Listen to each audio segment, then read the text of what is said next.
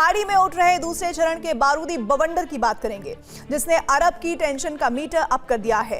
हालात ये हो गए हैं कि अब एक बार फिर अमेरिका और ईरान आमने सामने हैं, लेकिन इस बार इस जंग का विस्तार अरब तक होना तय है, क्योंकि ईरान के तेवर सख्त हैं और आक्रामक भी।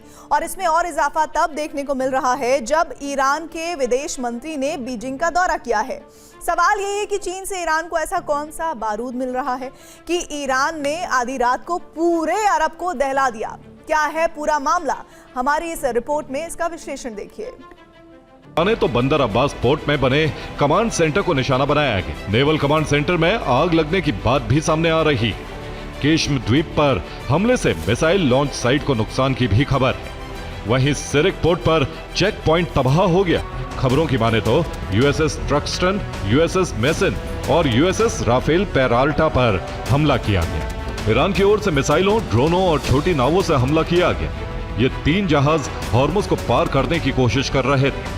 हालांकि अमेरिकी रक्षा मंत्रालय ने दावा किया कि उन्होंने इन हमलों को हवा में ही नाकाम कर दिया। साथ ही ईरान की बोट्स को नष्ट करने का भी दावा किया। अमेरिका के खिलाफ जंग में चीन खुलकर ईरान को समर्थन दे रहा है। साथ ही भीतर खाने ईरान को बारूद की सप्लाई कर रहा है, उसे घातक हथियार और मिसाइल मुहैया करा रहा है। साथ ही अरब में अमेरिका के लोकेशन की सैटेलाइट जानकारी पहुंचा रहा है। अब सवाल यह है कि आखिर ईरान जंग में अमेरिका के उलझे रहने से चीन को क्या फायदा होगा, तो इसे भी समझिए। दरअसल अगर अमेरिका लंबे समय तक ईरान के साथ किसी बड़े संघर्ष में उलझा रहता है, तो अमेरिका की सैन्य ताकत और बजट का बड़ा हिस्सा मध्य पूर्व में लग जाएगा, जिससे चीन को एशिया प्रशांत क्षेत्र में अपेक्षाकृत ज्यादा स्पेस मिल सकता है, खासकर साउथ चाइना सी और ताइवान स्ट्रेट जैसे क्षेत्रों में। और इसी का फायदा उठाकर चीन ताइवान पर सैन्य दबाव बढ़ा सकता है, क्योंकि अमेरिका मध्य पूर्व में व्यस्त होगा तो ताइवान की रक्षा के लिए अमेरिकी प्रतिक्रिया धीमी या सीमित हो जाएगी।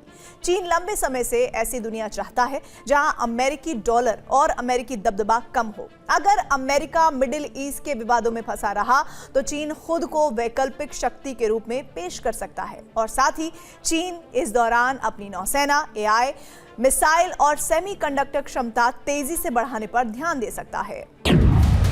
ईरान का कहना है कि हॉर्मुज पर ईरान का कब्जा रहे, यही मुस्तबा खामनेई की इच्छा है। दुश्मनों को संदेश साफ है कि हॉर्मुज अब वैसे नहीं खुलेगा जैसा अतीत में खुलता था। लेकिन 4 मई को ईरान ने यूएई के फुजैरा पोर्ट पर हमला कर दिया। 1 दर्जन से अधिक बैलिस्टिक और क्रूज मिसाइलें दाग दी। हालांकि ईरान ने आधिकारिक तौर पर इसकी जिम्मेदारी लेने से मना कर दिया। वहीं पेंटागन ने सार्वजनिक रूप से हमले को सीज फायर का उल्लंघन नहीं माना, जिससे नाराज होकर सऊदी अरब और कुवैत ने अमेरिकी सेना पर अपने एयरबेस एक्सेस पर रोक लगा दी, जिसके बाद दबाव में अमेरिका को यह हमला करना पड़ा।